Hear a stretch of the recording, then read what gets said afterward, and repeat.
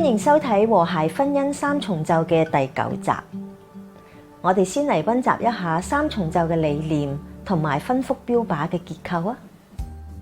婚福標靶由招式、心法同埋內功3部分組成。招式包括5方面嘅夫婦相處技巧，心法係5個要調整嘅心態觀念，而內功講嘅就係要時刻同神保持親密嘅關係，支取力量去勝過自我。呢個標靶將三重奏嘅理念喺實踐嘅層面呈現出嚟，意思就係由第1重嘅改善夫婦相處技巧，到第2重嘅調整個人心態觀念，至到第3重從神得力，勝過自我，讓生命更新改變。喺第2至到第8集，我哋已經學習咗5個招式同埋5個心法。今集我哋會學習標靶嘅核心部分內功。內功就係從神得力。點樣可以從神得力呢？要同神保持緊密嘅關係，當然離唔開讀聖經。聖經係神嘅話語，會俾我哋生活嘅亮光同埋智慧。我相信呢一點大家都好明白。所以我特別想分享嘅，其實係親近聖靈、聆聽聖靈嘅重要性。聖靈係內住喺我哋心裏邊嘅保惠師。如果我哋將聆聽聖靈操練成為信仰生活嘅一種習慣，聖靈係會隨時隨地咁樣幫助、教導同埋提醒我哋，幫助我哋去成長。聖靈會喺我哋思想情感中去工作，引發人深層嘅謙卑，激發人提升品格。生命有咗改變，就會見到聖靈嘅果子，包括忍耐啦、溫柔、良善、恩慈，呢啲都係喺婚姻關係裏邊好重要、好重要嘅元素嚟噶。要聆聽聖靈嘅聲音，就要有安靜默想嘅時間。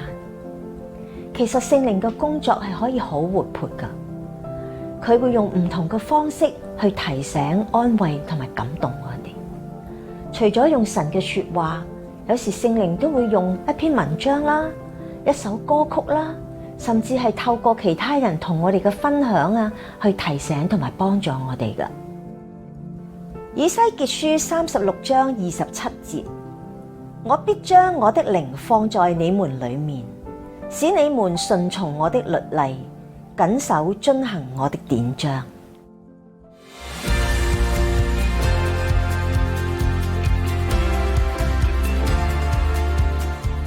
以下係我嘅內功見證，我會同大家分享我點樣學習從神得力，去處理夫婦之間一啲長期嘅矛盾。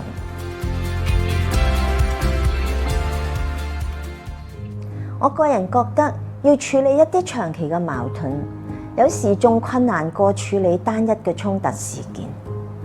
因為喺單一嘅事件上邊有衝撞，只要大家冷靜翻、溝通翻，總係會復和嘅。有時甚至個感情仲會深厚咗。但係處理一啲長期嘅矛盾，處境冇得改變，雖然唔係一啲咩大嘅問題，但係一路係咁重複，有時都係會令到自己感到好無奈嘅。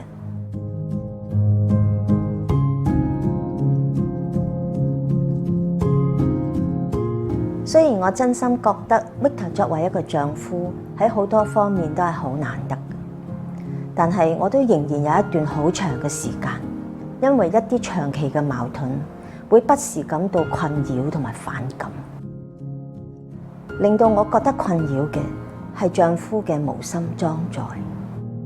嗱，點樣無心裝載呢？同佢溝通，總之佢就係唔上心嘅。同佢講咗啲嘢，轉個頭佢又係再問翻，好似冇聽過咁。咁啊，交代啲嘢其實都講得清清楚楚啦。佢又好似玩失憶咁，話冇印象我有講過喎。咁我又試下，不如用 WhatsApp 啦，用文字嚟到交代啲嘢，可能會清晰啲啦。嚇，點知佢係立下嘅喎，唔係認真睇嘅喎。睇上節又冇睇下節，約6點睇錯6點半。總之嗰個俾我嘅感覺咧就係混亂一片，烏烏籠籠，無心裝載。Victor 嘅無心裝載重複咁發生，令 Doris 感到好煩厭。但係 Doris 同時亦會質疑自己，到底問題係咪自己冇接納丈夫呢？係咪自己勉強丈夫去配合自己嘅標準同埋期望呢？內心種種嘅掙扎同埋情緒一直纏繞住 Doris。我知道呢一種埋怨同埋否定嘅情緒係好傷害婚姻嘅。我需要神真係幫助我去處理呢個矛盾，拆解呢一個結。要從神得力，我要先開放自己嘅心靈同神對話，咁樣先可以聽到聖靈嘅教導、提醒、安慰同埋鼓勵嘅。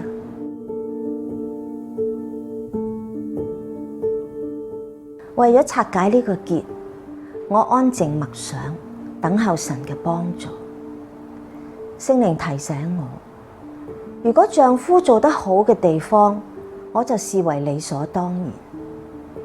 當佢令我唔滿意嘅時候，我就埋怨同埋否定，咁我咪好無情。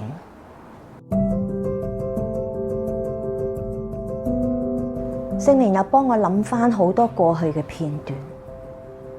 喺我魯莽做錯決定嘅時候，丈夫唔單止冇責備我，佢仲安慰我。喺我人生好多傷心痛苦嘅日子，係丈夫陪我行過嗰啲咁困難嘅時候。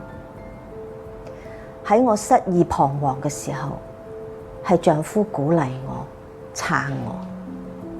好似一首舊歌咁樣講，回望當天今天，即使多轉變，你都也一意跟我共行。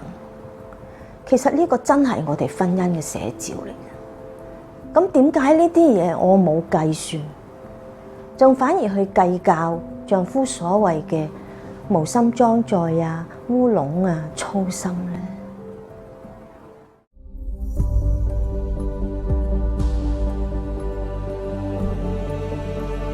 神俾咗我4個字嘅秘訣，就係受恩莫忘。如果用一個感激嘅心去對待丈夫，真係可以處理呢啲所謂嘅矛盾嘅。喺整個過程，我好感受到神係引導住我嘅思想，我係體會到神嘅同在，感受到佢嘅愛，感覺到自己嘅心係慢慢被軟化嘅。原來一份感激嘅心係可以帶嚟好大嘅改變同埋力量嘅，由否定埋怨轉化到對丈夫嘅一份感激，呢一個係好奇妙嘅過程。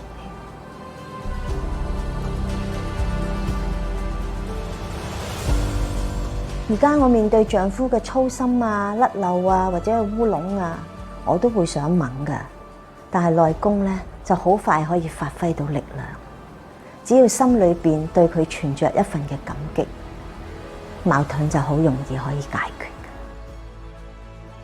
其實除咗受恩莫忘呢個4字秘訣，我自己都有另外一個4字秘訣去提醒自己，就係共同度過。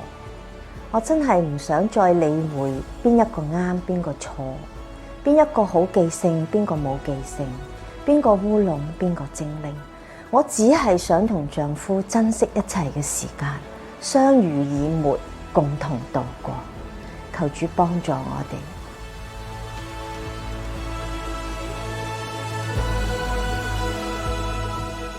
希望我嘅見證能夠鼓勵你。內功係要持續鍛煉嘅，只要養成一個同神對話嘅習慣，你都可以經歷聖靈奇妙嘅工作。如果你都想同 Doris 一樣喺生命同婚姻中從神得力，謹記要同神保持緊密嘅關係。聖靈係會隨時隨地咁教導同埋提醒我哋，幫助我哋生命成長，有所改變。下一次嚟到節目嘅最後一集，我哋會同大家總結整個婚福信息之外，亦再請嚟幾對夫婦分享點樣經歷婚福信息嘅幫助同埋祝福。千祈唔好錯過，下一集再見。